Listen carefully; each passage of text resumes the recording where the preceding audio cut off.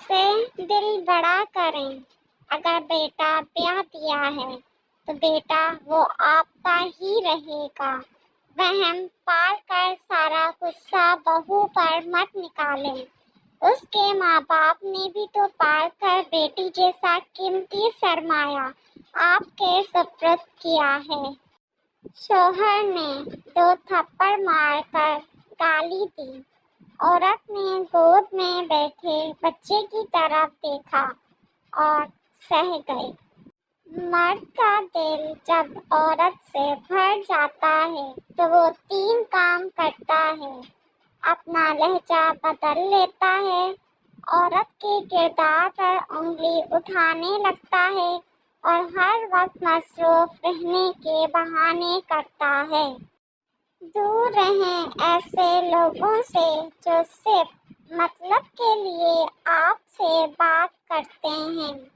میاں بیوی کے بیچ اتنی لڑائی ہو کہ تیسرے کو پتہ نہ چلے، اور پیار اتنا ہو کہ بنا بتائے پوری دنیا کو پتہ لگ جائے۔ بہترین زندگی گزارنے کے لیے آپ کے ساتھی کا تعلیم یافتہ ہونے سے زیادہ تربیت یافتہ ہونا ضروری ہے۔ شادی شدہ افراد بارش کے لیے دعا کریں، کیونکہ سنا ہے مظلوم کی دعا سیدھا عرش پر پہنچتی ہے۔ گرمی بہت زیادہ ہے۔ میاں بیوی ایک دوسرے کی عزت کریں تو دوسروں کو موقع نہیں مل سکتا کہ وہ دونوں کے درمیان دراڑ ڈال سکیں۔ قیامت والے دن صرف بیوی کی نافرمانیوں کا ہی حساب نہیں ہوگا، بلکہ شوہر کی بد کلامی اور ہر ظلم زیادتی کا بھی حساب ہوگا۔ لاٹری صرف پیسوں کی نہیں ہوتی، صحیح انسان کا مل جانا بھی کسی لاٹری سے کم نہیں ہوتا۔ کم بولنے والا شخص اپنے پسندیدہ انسان کے سامنے ہمیشہ زیادہ بولتا ہے۔ رشتہ وہی قائم رہتا ہے جس میں دونوں ایک دوسرے کو کھونے سے ڈرتے ہوں۔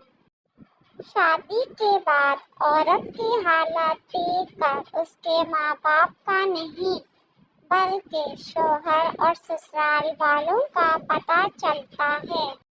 بہت سی شادی شدہ عورتیں اپنے شوہر کے ساتھ نہیں بلکہ اپنے بچوں کے باپ کے ساتھ رہ رہی ہوتی ہیں۔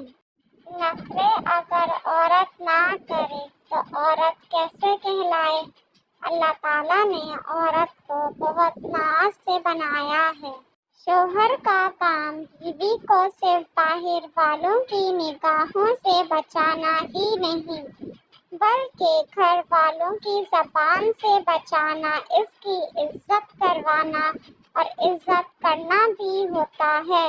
سخت مزاج شوہر اپنی بیوی کی دلکش شرارتوں سے محروم رہ جاتا ہے۔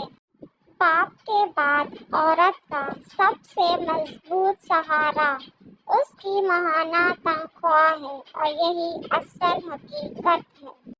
جس گھر میں باپ موجود ہو وہ گھر 40 تالوں سے بند دروازوں سے زیادہ محفوظ ہے۔